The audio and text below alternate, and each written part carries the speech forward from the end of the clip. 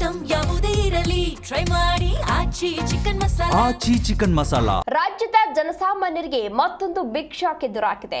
ಇಂದಿನಿಂದಲೇ KSRTC bus luggage ದರ ಹೆಚ್ಚಳವಾಗಿದೆ. ಬಸ್ನಲ್ಲಿ 30 ಕೆಜಿಯವರೆಗೆ ಉಚಿತ ಸಾಗಾಟಕ್ಕೆ ಅವಕಾಶವನ್ನ ಕಲ್ಪಿಸಲಾಗಿದೆ.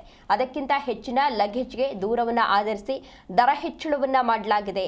1 ರಿಂದ 5 ಸ್ಟೇಜ್ ವರೆಗೆ ₹6 ದರ ಹೆಚ್ಚಳವನ್ನ ಮಾಡಿದ್ರೆ 6 ರಿಂದ 12 ಸ್ಟೇಜ್ ವರೆಗೆ ಏನಿದೆ ಅದಕ್ಕೆ ₹12 ದರ ಏರಿಕೆಯನ್ನ ಮಾಡಿದ್ದಾರೆ. ಪ್ರತಿ ಕೆಜಿಗೆ 6 ರಿಂದ ₹145 ವರೆಗೆ ಶುಲ್ಕವನ್ನ ಹೆಚ್ಚಳ ಮಾಡಿದ್ದಾಗಿದೆ ಸಂಸ್ಥೆಯಿಂದ ಎನ್ನುವ ಮಾಹಿತಿ ಸಿಗ್ತಾ ಇದೆ.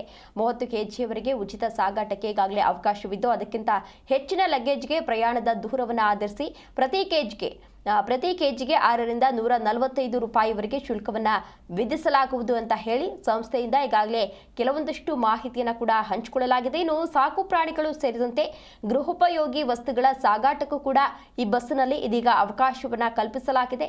2025ರ ಜನವರಿಯಲ್ಲಿ ಬಸ್ ಪ್ರಯಾಣ ದರವನ್ನು ಏರಿಕೆ ಮಾಡಲಾಗಿತ್ತು. ಅಂದರೆ ಲಾಸ್ಟ್ ಇಯರ್ ಅಲ್ಲಿ ಏರಿಕೆ ಮಾಡಿದ್ರು.